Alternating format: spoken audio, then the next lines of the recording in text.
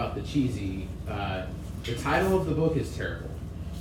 Because how to win friends and influence people, like what does that make you, when you hear that, what goes off in your head? Manipulation. Yes. Totally sounds manipulative. This chapter actually addresses, and most of the chapters in the book address this. My guess is they got to a point where they had sold enough copies that changing the name would be a bad idea. Because I don't think the name, it doesn't translate to 2019 very well. My guess is that it probably didn't have that manipulative ring to it. I don't know when it was written, but the book is, I think a better name for it would be How to Understand People. Because I think that's a key component in being able to influence human behavior.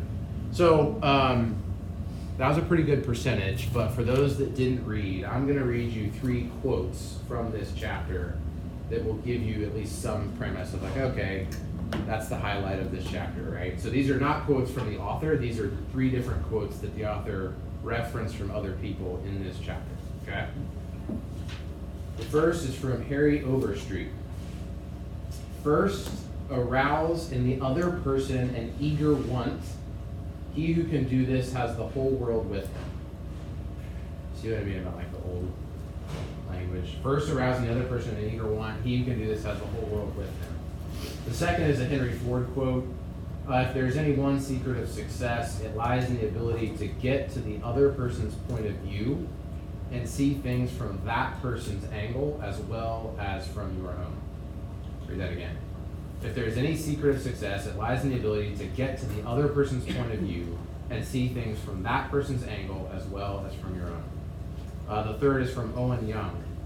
People who can put themselves in the place of other people's point of view and see things from their angle need never worry about what the future has in store for them. People who can put themselves in the place of other people's point of view and see other things from their angle need never worry about what the future has in store for them. Comment on, and so you can get the theme here. One of the things that I like about this book is like there is a premise to the book that's essentially saying be kind, because kindness starts by being able to put yourself in the other person's position, right? But that's not the theme of the book. It's not the point of the book. Because the point of the book is actually much more aligned to like how to succeed in vocations where you're working with other people. And so I love that our industry gives opportunity to align these 2 things. That being able to identify with someone, understand what it is that they're wanting, that is the root of kindness. I also think it's really good business practice. And so just to be clear, this isn't a lesson, like this is not motivated by me wanting to encourage people to be kind, although I think that's a good aim. This is actually really good practice, okay? So you hear in those 3 quotes, the has the whole world with him, secret of success, never worry about what the future has in store for them. Those are all clearly saying if you can understand the other person's point of view, that will lead to your own success. Okay, so that's the premise of the chapter. I'm going to start now with a question. You know what the answer is not, because people don't care what you want. What is the most important thing in the world to a human being at any point in time? What is the most important thing? So right now, what is the most important thing to me right in this moment? To be heard, to be understood. Be understood, okay? And obviously you probably don't know like specifically what the most important thing is to me right now. Some of you might have a guess, but just in general, what's an answer that could apply to any of us in the room? What's the most important thing? That our wants and needs are being fulfilled. Yeah, Ours, personally. ours, right? So our wants and needs. Does anyone want to disagree with that? Does anyone want to say, hang on a second, the most important thing to me is not what I I'd say health, Okay. just to be happy and healthy so you're around your family and friends. Which could be a specific answer to what it is that Brian wants. Health is very important to Brian, but it is something that Brian wants, correct? I think, so we read this whole book as a staff team for plot earlier this year, and like I think something that Emily Hornworth brought up was like, I don't like this book because it makes the premise out that human beings are only selfish and only care about themselves. Yeah. So I think, I don't know, I go back and forth between like, no, we are selfish, and like, there's like more there that's deeper, so. Yeah. This is why I'm asking the question. Well, this is why I'm asking, does anybody want to push back or argue? Because you do kind of have to start with this premise of the most important thing to a human being at any one point in time is whatever it is that they want. Well, I think it depends on, like, your want can be selfish or your want can be, like, outwardly focused, but it can still be what you want. Yeah. So I think it just depends, like, I think you can be really selfish and just think about, well, my wants are what I want, but you can also have your wants be something good for somebody else. So they reference in this chapter an example of someone giving money to the Red Cross. He acknowledges this objection, and he says, yeah, I get it. Somebody's going to say, hang on a second, like, that's not always the most important thing to me. I just gave money to the Red Cross. Why did you give money to the Red Cross? And eventually, you ask enough questions, and the answer is because I wanted to. And I do disagree. He says, because you valued the feeling that you got more than you did the money. That's where I disagree with him. I don't think it has to be about the self-satisfying feeling. I think it could be driven by other philosophical things, but there is still, human beings do what they want. Generally, it's a safe premise. They can have selfless motives that cause them to do certain things, that causes them to want to do certain things. Did any of you take econ in high school or college? Opportunity cost. Yeah, and there's this, it's like an economic assumption that human beings always act in their self-interest. Like the field of econ doesn't really work unless you assume that human beings are always acting out of their own self-interest. You just then have to define self-interest, and so that is kind of like a rabbit hole. But I think it's, to start out, it's worth noting that, yeah, there is this premise that the most important thing to a human being is what they want. That doesn't necessarily mean selfishness. Does everybody follow that? You can dive into like thousands of pages of psychology about this if you would like to, if you want to nerd out on it. But for now, just kind of live with that assumption for the next 40 minutes. How's that? Okay? So, if that's the most important thing, I want to make 3 points. I'm going to say these 3 things. One kind of follows from the other. Okay? Number 1, people do not care what you want until they have a sense that what they want is known. Known, heard, understood, maybe even met, addressed, right? So people do not care what you want until and unless they understand that what they want is out in the conversation, okay? Following from that, in order to influence their behavior towards some mutually beneficial decision, agreement, action, the best strategy is to ask questions. The third is you then have to listen. Like, guilty of asking questions and then not listening. I do that.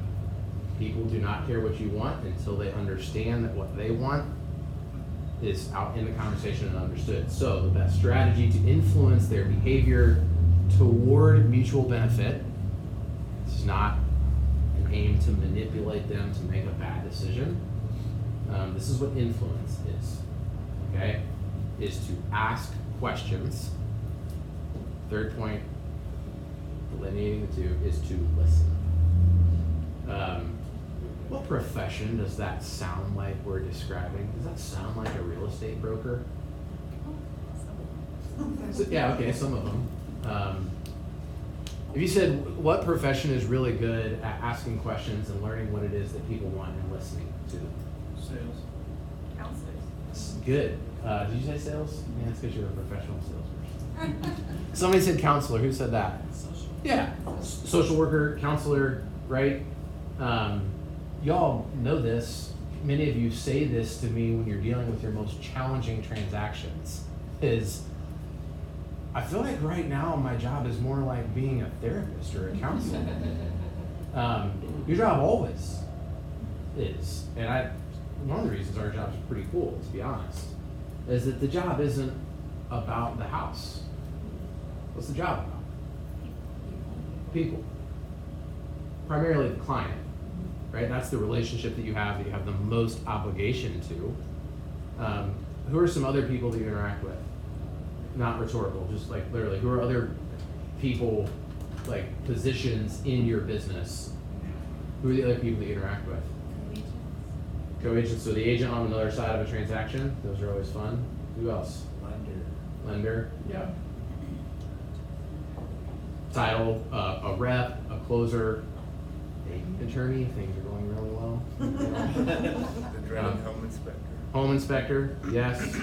I mean, really, not in person, but we also, the way that we deal with things also influences the others, the clients Yeah. on the other side. You have the other client who you may not ever talk to them. You can still ask questions and listen, right? Yep. No one said appraiser yet. We'll circle back to that. Right, and y'all know, this isn't what this lesson is about, but y'all understand the industry isn't about the house, right? You could know everything there is to know about houses and be able to do a CMA in your sleep and be terrible at this business, right? You can be terrible at doing a CMA and not know a thing about home construction and be really good in this business. Y'all know the agents I'm talking about. Why? Well, if you're good at asking questions and listening to what people want, you can influence human behavior, again, toward mutually beneficial outcomes. And if you don't think you influence behavior in the middle of transactions, you're wrong. You're absolutely wrong. I just talked this morning to an agent. This agent is not in the room, in the middle of a challenging transaction, and she was talking about the agent on the other side of the deal and saying, I bet this person kills deals left and right. If you ask that other agent, like, do you kill deals? What's that agent gonna say? No, it's like, right, it's always someone else. I can assure you there are patterns, which is evidence to me that realtors clearly influence the outcome of transactions. Honestly, if we don't influence the outcome of transactions, then what are we doing? Right. You're just moving paper. And so that means you're influencing human behavior, whether you want to or not. So if you are going to influence human behavior, asking questions and listening, okay? So if the premise is none of those people, your client, the other agent, the other client, the lender, the appraiser, the home inspector, the title rep, attorney, none of them care what you want. That's a pretty good starting point to figuring out your job as a realtor, okay? That if you're seeking mutually beneficial outcome, learning to understand what every one of them want and addressing that first, okay? So I'm gonna shift here and ask you for some moments in our business, moments in a real estate transaction, so that we can try to apply this. Like, I want you to get your mind going on, like, what does this look like? How do I try to understand what someone wants and act according to that? And then what does it not look like? So it's an example of doing the opposite and essentially being concerned or pitching what it is that I want, okay? Which is not very good sales. Brian referenced this. Yeah, we'll circle back to that in a second. Okay, so give me some examples of things that happen. You gotta get real specific. I just mean like moments in time or interactions that happen in a life of a real estate deal. I'm really hoping you give me the 4 examples that I have down. All right. Anybody? I'd say one is, like recently is a buyer just lowballing the seller out front and the seller getting like really offended by it. Okay, so that is a really good and specific, let's say, Lowball offers. purchase. I'm gonna make it, I am a terrible speller. How about this? I made it a bit more general. You're in the middle of trying to negotiate a deal. My guess is in this not hypothetical case that Shannon's referring to, she was probably the listing agent. Yeah. Right, okay, good. Can somebody give me another one? I want like 5 or 6 of these. First time you meet a client, Okay, good. Are they a buyer or seller? buyer. Okay. Mark, can you repeat the question, please? What are some moments that happen from the life of a real estate transaction? So from whenever you envision a real estate transaction starting, which is probably actually before this, to the very end of the real estate transaction, what are human interactions, moments that happen in the middle of that? These are both pretty good ones. Working through inspection response. Yeah. A lot of healthy commiserating that's happening right now in our industry about this. Thank you, Natalie, for the Facebook conversation that struck a nerve. Yeah, good. In a good way. Successfully closing a transaction? Yeah, the actual closing. Or do you mean the actual closing? Yeah, okay. You're at the table, okay? What else? Breaking up? Ooh, yeah, firing someone, Yeah, sure. okay? Or getting fired? Yeah. Happens all What's the mirror image of this one? That's why I asked if it, Listing presentation. listing presentation, right? Okay, Appraisal's going bad. yeah, there you go.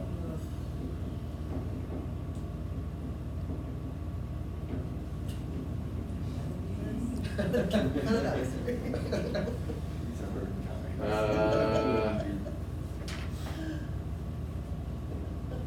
few other examples. Think about the 2 sides of a deal. Showing the house. Yeah, good. Yep. And would you include, like the conversation with the other agent? Yeah, lots of those. Yep. You're gonna have those here, probably here, here, leading up to this, maybe at the closing. It's a pretty good list. I feel like anything's missing there. Not lead generation. Yeah. You're marketing yourself, right? Prospecting. It's the life of the deal, right? Just before you know who it is, right? We'll just say lead gen. Then I think the after closing, continue Client follow-up. Yeah. client follow-up. So we'll say client care. We had a great session a few weeks back. Not necessarily in the life of a deal, but we talked, well, depends on how you're looking at the open house. Could be in the life of a listing, could be lead gen, okay? These are all pretty good examples.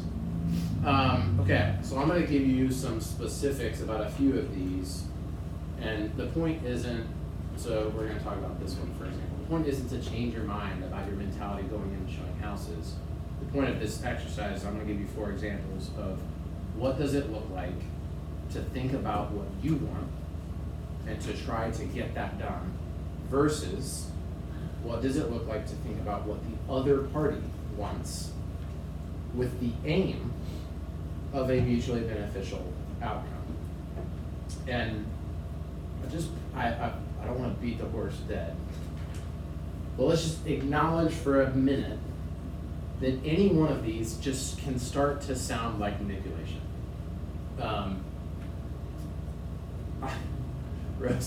Rosie now knows me well enough that she will, in the middle of a conversation, say, "Wait, you're doing it right now." She'll like, so you are. We actually call it Mark Nottingham. Yes. We say you've got Mark Nottingham. You are Or you're trying. Mark Nottinghaming me. You are trying to figure out what it is that I want to get me to do something that aligns with what you want. And if you ever have someone say that and you're like, "Oh geez, they got me," then like you're doing it wrong. You missed it. In that Mark moment you just should say, keeps "Yeah, going." exactly." Right. I'm trying to figure out a way that we both get what we want. Because that works really well. It's an effective strategy. If y'all have been to our training class, I think this is where our industry gets this wrong, is that we approach situations as if they're always competing for a scarce resource. So sorry to get economic nerd on you again. Meaning, people assume, like somebody's gonna get what they want, somebody's not gonna get what they want, and I'm gonna make sure I get what I want, or my client's gonna get what they want. Sorry about your luck. Vast majority of the time, that's not true. Like, I do not believe that. There is mutual beneficial outcome, and that even applies to relationship with your client in small little things, like how many houses are you gonna show them on a Saturday? Okay? So, put yourself in this position, you're representing a buyer, it's gonna be your first time out with them, but you've met with them twice, you know them fairly well, you have a very good idea of what they're looking for, okay? They wanna see 12 houses on a Saturday. You only have until noon available, okay? Does everyone emotionally put themselves into that? Does it cause anybody anxiety? Lots of different options of how you can handle this, okay? I'm gonna read you, I don't like scripts, but I'm so sorry. I'm only available until noon. We're gonna be able to see half of the houses you wanna see, and we're gonna have to do the other half at a later date. Not an unreasonable statement. You have a life, right? But what's the starting premise? You're doing Yeah. something wrong. It's about what I want. And it's not unfair, it's like you're not being unreasonable, but you didn't make an effort to do what? To align it to what they want. So if your first thought is, okay, I've asked them a million questions, I know what they want. And they said two things to me, that if I'm strategic, here this is strategic, that's okay. Strategic, not manipulative. I can do two things. Number one, you've stated as one of your primary goals to find a backyard that you're excited about your kids playing in safely. So I took the liberty of looking through these 12 houses. I was concerned about a couple of them, and I went and previewed them on Thursday afternoon. 5 of the 12. If you will take me at my word, I think 5 of the 12 are going to cause you a lot of concern about that. So I would suggest that we start by looking at 7 of them. Now in that situation, I think it's up to you to whether you say, "No, by the way, I'm only available till noon." You can say both, right? You could say, "Hey, I know this is a priority to you, right? And so therefore I took my time to try to help you get what you want. And I previewed these houses on Thursday when I knew I was available and you weren't on Thursday afternoon. And so now I'm trying to align it to what they want because they don't care that you're only available until noon." Could be the nicest person in the world, and I guarantee you they're more concerned about finding the right house than they are you having Saturday afternoon to do what you were planning to do. Agreed? They don't care. Align it to what they want first. Will they be more open to the fact that you're not available Saturday afternoon? Yeah, why? They've gotten what they wanted. You heard what they wanted. And you showed them that they're a priority, and Yes. you care. What you want is a priority to me. I listened to it, and I spent my time to try to make sure that's what you were getting. Maybe it's not the backyard, a second version of that could be something that they said about how they make decisions. I mean, y'all know, how many human beings are there that can really truly evaluate 12 houses in one day? Not very many. If you have asked really good questions and listened to what it is that they want, you may be able to say, you know, in some way, you referenced this earlier. I want to circle back to that and say, if that's how you make decisions, I'm not sure going to 12 in a day is a good idea. Right? Yes, I happen to have plans Saturday afternoon. You can leave that last part out. Yeah, I think in all of these examples, you could have that, like, do you need to say what it is that you want or need? In some cases you do, in some cases you don't, right? How many of you have people ask you when you're in a listing presentation about commission? Yeah. Natalie affirming that she gets asked about commission, yeah. Just cut that in half. Yeah. When a seller asks about commission, what do they want? What is it that, what need or want are they addressing when they ask you that? Maximize profit. They want to spend less money. Right. Well, and they want to know what to expect, like. Uh-huh. They wanna know what their money is paying for, what exactly this amount is going to cover. Yeah. And sometimes, if I've got a tricky seller, or, you know, one who's asking too many questions, I kind of reverse it. And I let them know that. How many is too many, Robert? I let them know, okay, you want X for the house, the commission's costing X plus %. You know, in order for you to be happy, the buyer is gonna have to pay that X plus 6% Mhm. for you to get your bottom line of X. So really, if you think about it, the buyer is paying the commission because they're giving you enough money to pay off your mortgage, pay me, pay closing costs, and get you, you know, $20,000 in your pocket. So sometimes that's what I try to reverse it and Yeah. explain it that way. Yeah, there, and that answer, and someone else, I think, just gave this answer too. I would categorize that if a seller is asking about commission, they're coming at that from one of two angles, or both of these angles, okay? One of them is about the seller's money, right? Just, it's good consumer practice to negotiate about things, correct? In the United States, we're kind of weird, but most of the world negotiates on almost everything. In the United States, it's like, ugh. But commissions are negotiated. Remember this from your license class?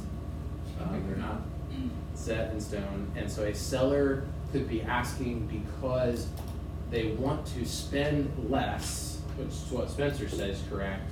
Spend less so that their bottom line at the end of the day is as high as possible. Correct? That's one of the things. Sometimes, that's almost always the case. Sometimes there's a second one. I think this is kind of what Amy referenced, right? There is actually occasionally a want there that they don't want to feel taken advantage of. I.e., they don't want you to make more money than you should, and it has nothing to do with their bottom line. Right? Yeah. Isn't that true? That sometimes human beings want to feel good about the transaction, the exchange of value with you, regardless. They could be thrilled with the outcome and say, but geez, 10 grand? What did you do? It's a fair question sometimes. Right. It's always a fair question. There's not a good answer sometimes, but you see how there's two different, y'all follow me on that? There's two different wants there when they're asking you about commission. And if they've asked you about commission and you haven't asked them any questions leading up to that, you're already on defense. Because you don't know, right? If you can ask them, what are your goals? Describe to me the ideal transaction. How does it look at the end? What's the outcome? There's like 100 different versions of this. Ask another question, ask another question. Listen. You probably have a better idea when they ask you about commission, what it is that they're wanting. To what degree is it each of these things, right? And if you don't, what's a good response when they ask you about commission? Ask a question. Because you're trying to get at what is their aim. Because a lot of times you can do this. Okay? They don't care about that. They're fine with me making money. What they care about is this. And if you can do that, you see how that changes your strategy and how you respond? If this matters to them, which is fair, what conversation do you need to have? How do you prove your worth? Yes. You're defending your value. You're defending your value in both, but you're more explicitly defending your value and talking about why it's in their interest. Your job is to represent their outcome. They're very parallel answers. You see how the answers would be different depending on what it is that they're going for. If what they're just concerned about bottom line, I mean, most of us are, you ask more questions about what's the goal. Usually, so if you want script, you have stated as your primary goal to sell the home for the maximum amount of money, correct? Another sales tactic, you get someone to say yes. Yes, that's what I stated is my primary goal. And you want to do that in the shortest period of time possible, correct? Great. Thanks, Mark. Yes. Okay, so then you start talking about how you are aligned to help them achieve both of those things. And maybe you have a direct enough channel of communication that you could be as bold as to say, you didn't state to me that your main goal is to save on fees. You stated that your main goal is to get your bottom line as high as possible, as quick as possible. And so you could actually start to, that's a strategy, you can present two options, right? Like, there are people in the industry that will give you a much lower fee than me. But that doesn't align with what you actually told me your main goal was. Hopefully you have some sort of data point ready for talking about sale price as a percentage of list price, days on market, expertise in the area, how many homes you've sold over a certain price point, like some sort of data to align to what it is they've said they want. So that you're not talking about commission because they don't actually care about it. Maybe they do, but in most cases, do sellers actually care about commission? Just of like in and of itself only? No, they don't, but you have to ask questions and align yourself to what it is that they want. Talking about fair wage to a realtor, like y'all intuitively know this. Seller could care less because who's that about? It's about what you want and need. Could be very true. Like, yeah, I have 15 years of experience. I'm a professional. I'm really good at this, and my time is worth a lot of money. I guarantee you there's someone in our marketplace that gives that sort of answer, and somehow, by God, it works. But that's a really bad strategy because you're addressing what it is that you want. Third, inspection. Probably the most relevant for where our marketplace is right now. So the buyer's agent submits a really challenging response. You're on the listing side, you're representing the seller. The buyer's agent just sent you the ridiculous inspection response, okay? Hypothetically. Y'all have agents that start with this. I have literally said these words. I can assure you the seller isn't going to say yes to this list. That has been like, they're like out of your mouth and you're like, no, that's not. But that's the first reaction when you say that. Whose wants is that addressing? Sellers, right? But who are you talking to when you say that? Buyer's agent, and essentially the buyer, right? But it's about what the seller wants. It could be a true statement. It's about what the seller wants. Okay, so I'm gonna put this on you now. What's my alternative script to that? If I can assure you the seller won't do that, isn't asking, it's not listening. It's stating you're the like proxy of the seller, so it's kind of like stating what you want. I can assure you the seller's not gonna do that. What's the other version of that? Yes, Megan. I mean, I don't know if this is exactly another version of that, but I usually ask what's the most important, like what are the most important things on your laundry long list? Like what are What are your must-haves? Maybe what are your priorities? maybe next to the word laundry. Right. No, fair. Yeah. Thinking. What'd you say, Emily? I said, I usually just ask, like, help me understand what your buyer's priorities are, Yes. you know? Then they say all of it. Yeah. Everything on the list. So let me read you a script, and this is the type of wording that you could probably only manage to do in an email. Because in a phone call, you're not going to be able to bring yourself to say this. Okay? Thank you for the response. I'd like to make this a win for your client. Can you tell me which areas of the report caused the most concern for them? Right? What from the inspection led to the most anxiety? And how are they feeling right now? What additional information could I gather that would help them? Did I say anything in that statement that caused my seller harm? No. Did I come across as like a really nice guy? Maybe. Was that the goal of that statement? No, let me read it again. Thanks for the response. I'd like to make this a win for your client. Is there anything wrong with that? No, that's your job. It's not your primary job. But you understand, it's not a win for the buyer. Your seller's gonna lose, right? Can you tell me which areas of the report caused the most concern? I use the word anxiety. Concern is probably a better word. Anxiety is making them sound like they're not being reasonable. How's your buyer feeling right now? That's like a therapist question. Right. What's the upside of asking that question? You know if their fingers like over the nude button or if they're just.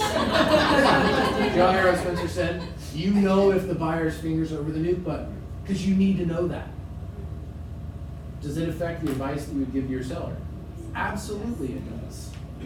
Starting with, I can guarantee you my seller's not going to do that. Well, you just moved their finger however far it was from the nuke button. You just moved it close, that's all you did. Yes, Natalie? So what if you have a buyer's agent, and this just happened to me this week, where you go home and they're just like, we're really questioning the livability of this home. And I said, hey, like, I really want to understand what you're saying. Like, are you saying you don't think the home is habitable? She's like, not in its current condition. And I said, okay, again, like, just help me understand this. Would you move into this house? And she's like, not as is. And I'm like, okay, I'm just having a hard time because my sellers lived there for 15 years maintaining the home, and it already appraised for much more than you're paying for it, and we've already made repairs, we put in a new furnace. And so what do you do when the other agent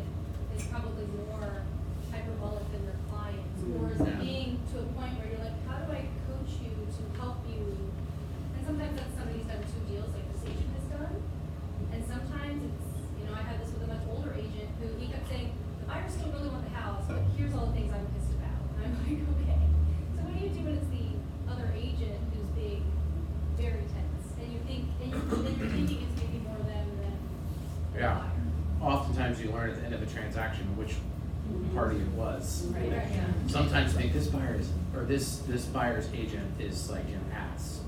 And then you get to the closing and, oh, actually wasn't the realtor. Right. Or the Or the other reverse. way, yeah. Right, both happen. It's, you ask questions, they've essentially answered my last question for you. How's the buyer feeling right now? Well, they don't think this house is habitable. It's a ridiculous statement, most likely a ridiculous statement. But now, you know how somebody's feeling. It's either the buyer or the buyer's agent. Huh, okay, it sounds pretty challenging. Can you help me understand which items on the list make them feel like the house is not habitable? And keep probing, like, spoiler alert, this strategy doesn't solve, like, you are still going to have no small part. But in that scenario, that agent is doing the opposite of this, right? They're so focused on what they think and want. They're kind Do you of ever moving challenge over the them, I button. guess? Because like one thing she said, she's like, well, the front porch slab is sloping. I was like, that's actually a good thing. It's actually making sure water's not sloping into your foundation. I was like, a slight slope is a good thing. Like, do you ever challenge them? If it's going that way, it's a good thing. Like, do you ever It's say fine. like, that's not? Yes. Oh, I do. Lord Jesus, help. Rob's leading a second course later. Combative. Yes. How to lose. This strategy, so one way to answer that question, this strategy doesn't mean the other person always gets what they want. It's about understanding what they want. To then say, okay, I'm gonna give it my best shot. Now that I totally understand what you want and what is most important, and I totally understand what my client, the seller, wants and what is most important, I'm gonna do my best to see, is there an alignment? And so in that scenario, you might go back to them and say, I understand that your client is concerned about the livability of the house, and you mentioned these two things as the highest priority. As you could probably imagine, my seller has a different perspective, having lived there for 15 years. But we understand what you're going for, and we're willing to address these two things. And oftentimes, I will make them ask me about a want that they're not getting, the porch. We've left the porch off. I'm not going to address the fact that I've left the porch. I'm going to address the fact that I met their want on a couple of the higher priority items that they gave to me. Make them ask about the porch. And say, oh, yeah, I'm glad you asked. No, you can't probably say in a phone call. Yeah, Something Shannon. that I found that helps in that situation, it takes more legwork on the agent's part, but if you can get a contractor you trust to come out, Yeah. if there's something like less combative about you saying, well, it's supposed to be that way because, you know, it's looking away, versus a contractor licensed who puts in writing, you know what, I know that's a concern for your buyer, I had so-and-so come out and check it, and this is what he said, and most of them will put it in writing, and then you're not the source, you're citing someone else as the source, that seems to be a neutral party, and it can clear up some of that, like, you know, one agent versus the other. And I know that was a concern for your buyer, so I did, Yeah. yeah. Which is, like, no one's saying that's easy. That's like, sometimes it takes like everything in you to do that. Sorry, Emily, what were you gonna say? Well, I was gonna say too, like, sometimes just the asking of questions, and maybe you're gonna say this, I find like, you're teaching that agent how to be a good agent in moments, right? So there is this moment where you can say, well, like, would you be willing to prioritize that for us? Or could you give us some categories of that? Because that person might be, what did you call them, hyperbolic or something? And so, Just like it was but then they may be not, they don't know how to deal with it. So if you're asking questions, you're actually helping them to be able to go back to their client and ask questions and like, and indirectly lead the conversation. Yeah.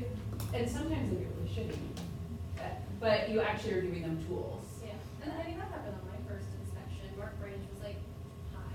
And I was like, hey, Mark Branch. And he's like, I don't think you know what's going on. I was like, help me. Yeah. I'm gonna give you two more just kind of case study examples here. We talked a couple weeks ago in the we had a session on about open houses.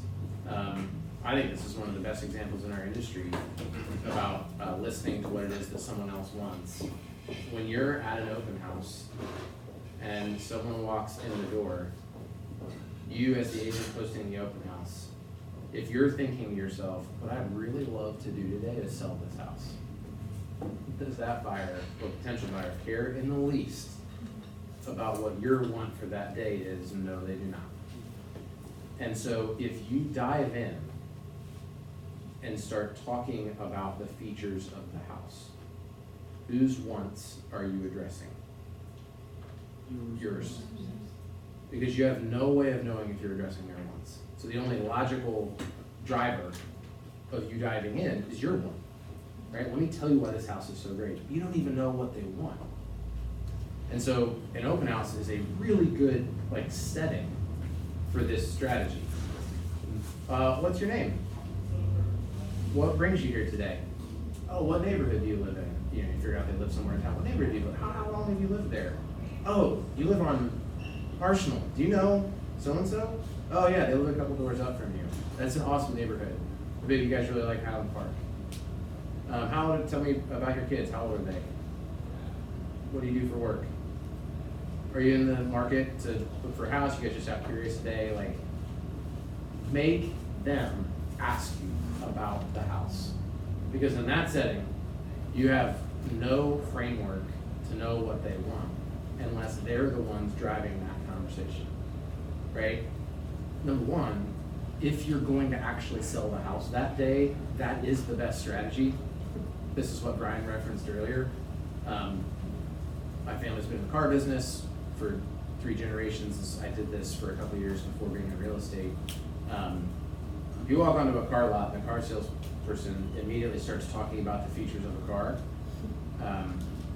Right? That's like your radar is kind of, get me out of here. Versus, what are you guys looking for? What matters to you? Be trying to sell you the exact same car, right? Oh, okay, safety matters to them, so I probably don't need to talk about the V8. They talk about the airbags, right? It's simple, but in the open house, yes, selling the house, that's the best strategy, but honestly, if you're at the open house and you're learning what that person wants, what is that putting you on the road to? I'm someone that represents buyers and sellers and learns what they want and helps them achieve that. You don't have to say that, but you're implying that by asking them good questions. Appraisal comes in low. Somebody referenced that. If there's one part of the deal that makes me want to say, I could care less what that person wants, it's the appraiser. So it's tempting to say, screw them. Well, why do we care what they want? When an appraiser undervalues a property, and I think appraisers have to love the fact that we always say they undervalued it when it comes in lower than purchase price. What is it that they probably want? Did they want to kill your deal? Think about this for a second. Did they want to kill your deal? No. 99% of the time, no. What was the want that drove them to call the house $200,000 when they knew you had a purchase agreement at $215,000? They wanted to protect themselves. Yes, they want to protect themselves. They want to keep their job. And then I'll protect the bank. Yeah. Yes. Which, if they want to protect the bank, if my premise for the conversation is true, they want to protect the bank because they want to protect their job. A little bit cynical, I get it. Is that unfair? Is it unfair for an appraiser to say, I'd rather keep my job? This is the pot calling the kettle black, by the way. This is where I really struggle to be patient in our industry. But no, it's not unfair. They have a desire to keep their job, and the industry, somewhere around 2009, essentially said to appraisers, holy cow, you blew it for the last 5 years, and it's your fault. So we're going to pin you down on that. And it's not going to happen again.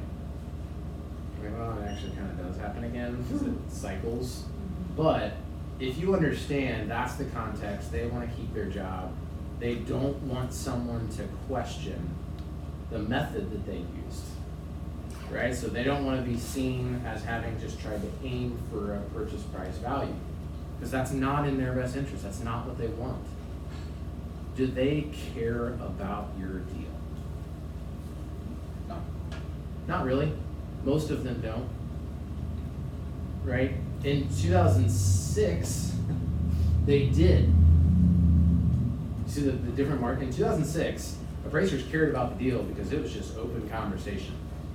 Wow. Bankers would say, like, hey man, just give me the, sorry for the gender specific language, well, it's a douchebag, so. Just give me the number.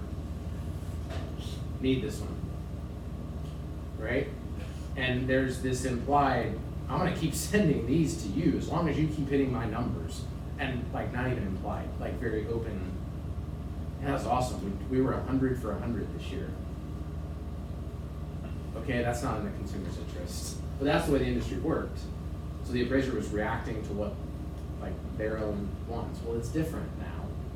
And so if you start with, okay, appraiser wants to keep their job, they're nervous about being seen as guiding value. So one version is, it's not sound appraisal practice to use a comparable sale south of Main Street. That's bad practice. Or you're just clearly addressing your client as seller and their wants. You might be stating something that's factually true. Nuance to that language, I mean, again, in an email, right? It's gonna be hard to say this over the phone, but I know this is a very unique property, so choosing the right comparable sales is key and can be challenging. Since I'm so familiar with this area, I thought you would find it helpful to know a few of the key neighborhood markers and why we chose to focus on properties to the north of Main Street in our evaluation. One of them attacked the person, the other addressed the challenge that they have. Look, I know your job's hard and you're just trying to keep your job, but kind of within the subtext of that is, I'd rather this deal not die, right? So I'm addressing what it is that you want. You're nervous about someone critiquing you for just hitting the value. So I'm gonna acknowledge the fact that that's challenging. So, and I'm pretty familiar with the area, so maybe there was some information that would help you get what you want. Key stakeholders of some variety in the neighborhood that change the values north of Main Street compared to south of Main Street. So what you're trying to say is you gotta throw out comps 3 and 4. Right? One last thought. As an industry, I come across this sometimes. People that maybe were past clients or could be clients in the future will ask you something about the industry that isn't like directly related to your expertise or may not be directly related to a transaction. This happens, right? Y'all get these questions because you're the person that comes to mind to them. They want to know some information. I was thinking last night about an example. The clearest one that I could come up with, some of you've heard me talk about this day, I remember this. We were on vacation in Florida years ago, and I got like 5 phone calls the same day from friends and neighbors of mine in Fall Creek Place.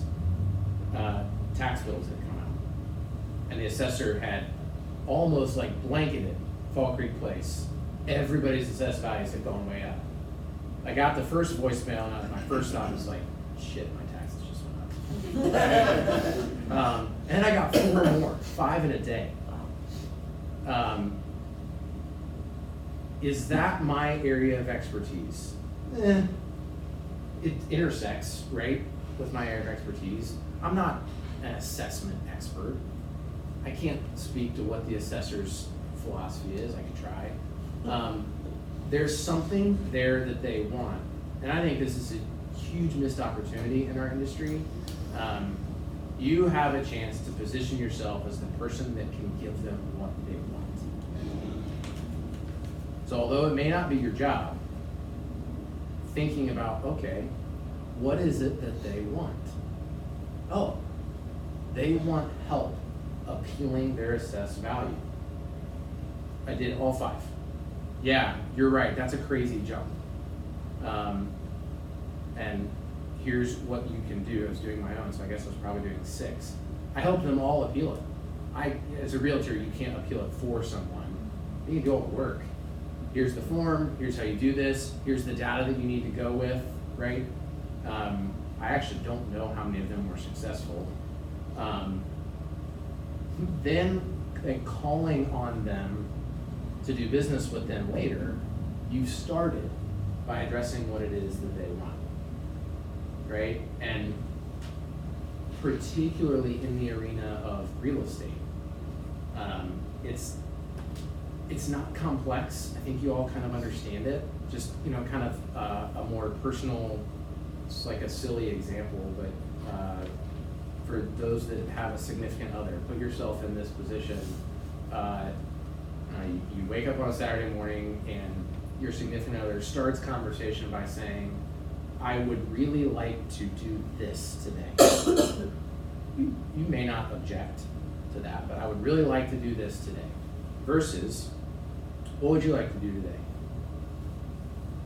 Oh, okay, cool. Yeah, okay, we can do that. Do you think after that, we could, it's human science, you all know that you are more likely to be willing to commit to what it is that they want. If the starting point of the conversation, what do you want? Oh, okay, yeah, we can meet that want. What do you think about after doing that? Like, yes, relationships are negotiation, that's how they work. You are gonna try that now. It's not gonna work in your significant other relationship. It's probably better to work in a real estate deal, but. What's that? So that's already how our relationship with mine is. Yeah. Yeah. So questions or comments on this? I have the feeling that this isn't like a new concept to any of you, but it's something that does require practice. Like convincing yourself of the philosophy and saying, okay, my human reaction, because if they care about what they want, what is it that you care about in any moment? What you want. You're human too. So guarding, buffering your natural reaction and saying, wait a minute, what do they want? What are they trying to achieve right now in this moment? How can I get that to them? Questions, comments? It's okay, you can go out this is bullshit, that's fine. You feel that way? Y'all feel like this applies to real estate? Yeah, this is super helpful. And one observation I'm just thinking about now is that, just looking back on my past transactions, I find that I'm most equipped or open to doing this when I actually believe that my identity as a realtor or my success in this industry isn't determined just by this specific deal going through. Yeah. And so, just like the idea that there's more than enough to go around, even if deal A falls through, and that frees me up to have these conversations without my primary objective being, I gotta figure out how to make their needs feel like they're understood by me to get my needs covered, because my needs aren't this pressing, determining thing that almost are manipulating me to behave in a way that maybe I don't want to in a deal. So one of the reasons that realtors are valuable, by the way, a seller of a property, just natural human tendency, is less likely to be able to understand what the buyer wants than a realtor representative is.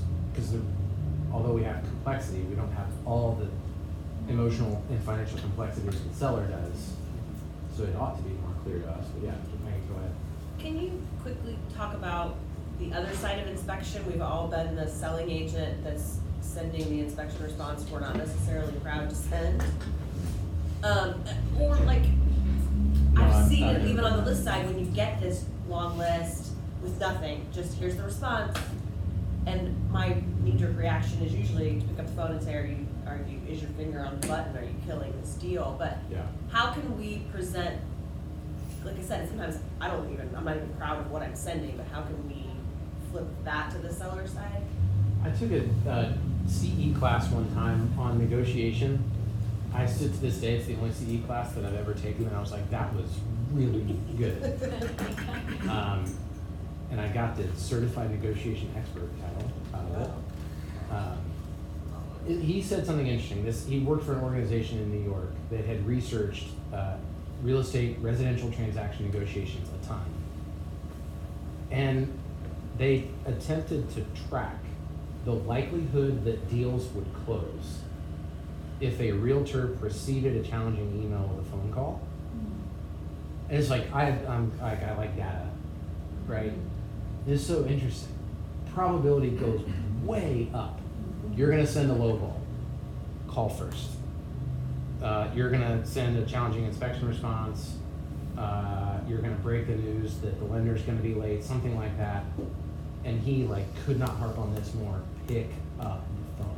None of you do it. That's what he said. None of you do it. The research says that none of you do it, and those of you that do have a way higher likelihood because you can ask a question in the phone call. And so it depends on the situation, but what is the question? But I think that's a starting point.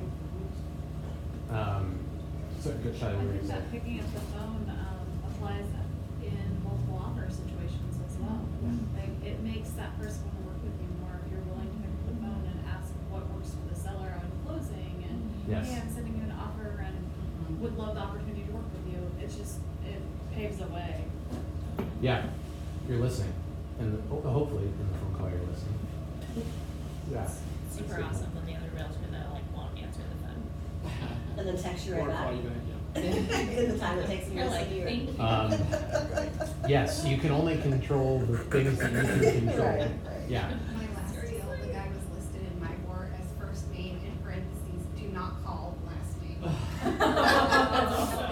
Are you kidding? Did you put it in your phone that way? Do not answer? I'm making a note about my business card right now. Yeah.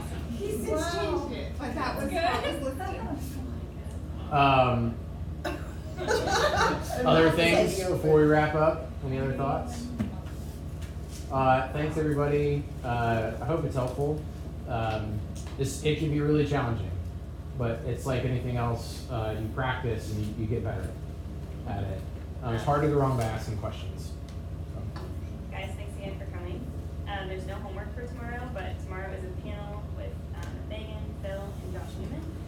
We're going over showings, and is anyone else a little blindsided by this showing time thing that's happening? CSS got bought by another company, and now it's showing time, but it's 1,000 times better than They suck CSS. less than CSS. So, anyway, I am hopeful to do a little bit of research tonight and come tomorrow with some stuff for that. But thanks for coming. I'm actually going to take you out of this room because the Nottingham team has their team meeting in here right now. So, thank you. See you tomorrow, hopefully. Oh, there is a version of this book that is for the digital age, at least on audio. I downloaded it this morning. Special initiative and stuff like that. What I do.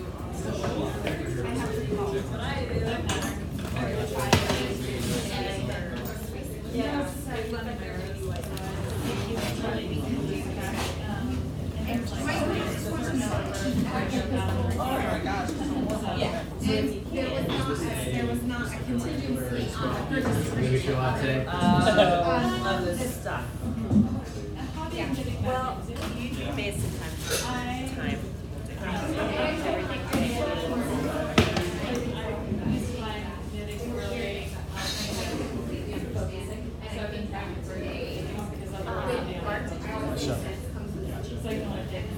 What were you gonna ask me earlier? I was just coming in to pump you up. You got this? Sorry. I was, not that you needed it, but, on a call. Yeah. Good deal. I'll get over on Friday. Yeah. Sync it up with. Yeah, that's it. You guys got it set up. Yep. Cool. Thanks.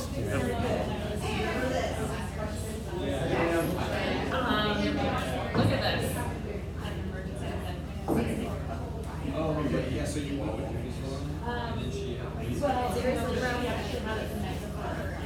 months later. For some reason, I saw you post and I Per my said. earlier email, it's not a good, but I mean, at this point, I think the answer would be no. You would never vote your probably like that by yourself. Maybe I should make this a point to do something. I would say, hey, we are more than happy to push back, but holiday gave us the firm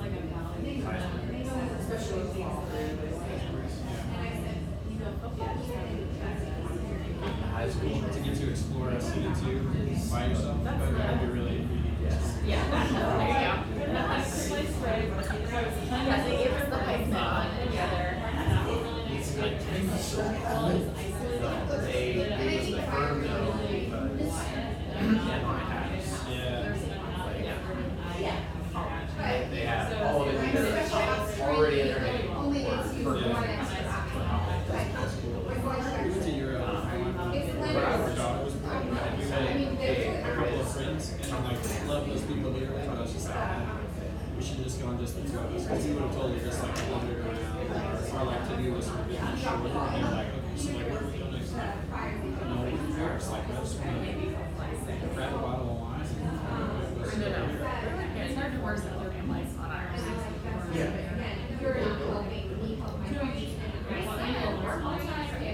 right. It's just funny that they made such a thing about being your house. Yeah, what did your husband say? You're like, I think I need to do this once a year. Or something. I would just say, hey, we're happy to check in. Take it. Strong. Might as well check in with Chase. Hey, Chase. Not as quiet. Still good. Totally. Yeah, that's cool. Super honest.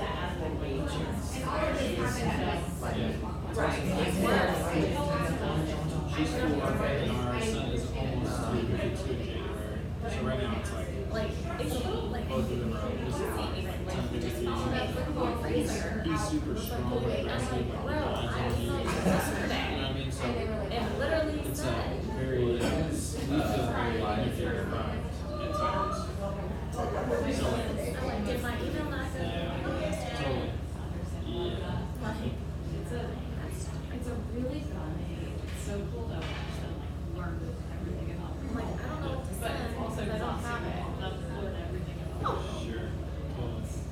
Like behavioral stuff, so I'm listening to, a whole breakdown right now, just at the very beginning, I knew that with Larson, but her really, Yeah.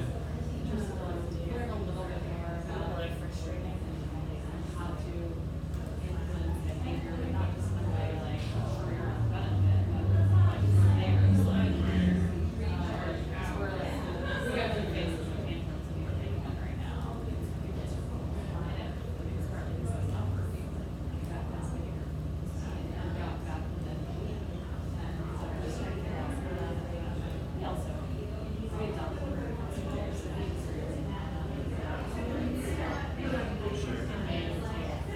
May not ever fully, because that's just part of.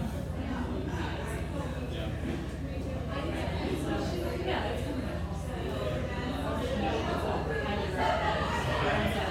Yeah, for sure. Definitely interesting. but fun. It's great, but then like this morning, it's like getting my daughter ready and taking her to school. Like the boy was losing it, and she started losing it. It's like, wow, this morning is like totally out of our regular routine. A lot of the enjoyment feels like it's out of reach right now.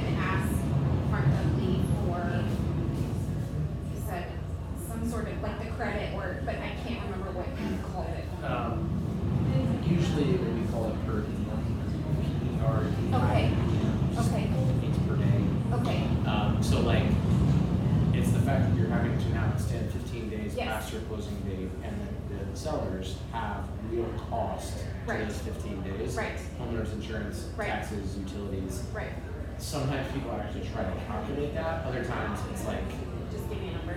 just, is there some sort of reasonable compensation that they can Okay. send to the seller in order to extend? Okay, And if the seller did end up having to do a power of attorney, you could like add that okay, to the ask. okay. Yeah. And I mean, it's. Because it's a per diem on the flip side of the deal. If the seller is late leaving the house, then it's $150 per day or $250 or however per Correct. diem per day that they're not out of their home. Providing possession. But in the Yeah. purchase agreement, there isn't something written for the opposite problem, per se. Correct, Okay. yes. I So mean, asking, 15 would your days, client if, be if willing? they were, I don't know, it's maybe $50, that'd be $750 for half a month. They have interest on the mortgage, they have taxes, they have insurance, they have utilities, those are their living costs. And this is the second time that we're having to delay. The initial closing was the 31st, so we're not, Right, so we didn't you're- ask anything the first time, Yeah. so, okay. And the way that I would position that, don't say seller is demanding this. No, would your client be willing The- to? Like, so to the other agent, you're saying like, help me, Mhm, if you give me more information and offer me a per diem, mhm. it really helps me go to the seller and try to get them to agree to extend Mhm. again.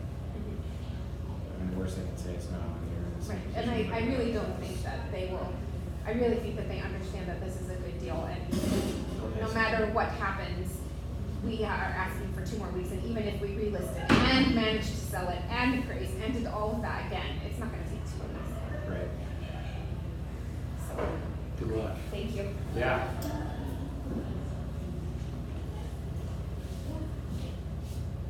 Hey. Yes? I just want to say you did a great job. And Thanks. thank you so much for preparing. When I saw you pull that sheet out, I was like, There was nothing on it. oh, there was two. You even flipped it over. No, it was an inspection response. Oh, shit. You know, yeah. It'd been really funny though, if it was an inspection response, wouldn't that have been great? It's like, Rosie, that was for you. Oh my god. And then we saw that sheet, I was like, oh my god. You prepared for it. Anyway, thanks. Yeah, it's debatable. If you're going to review the A trainings, did you see Mamie sitting there? That was the first time she's seen you, so if she's in here again, please, shake your hand or something. Yeah, I need. Wow, I should have connected with us. Yeah, so she joined the club and so was there about a month before she was like, Yeah. she's been friends with for a That's right. long time. I remember They when used to sit together. Ryan introed us. Yeah, so she's not her. But I think she's really good. So, Good. yeah, if there's reason, if you're around, which I think she might sit down to all of these. She's really good. Cool. Yeah, but thank you. I'm sorry, but I have like 9:30 meetings. Oh, no! Yeah, that's okay. Oh, it should probably you stop made it. recording.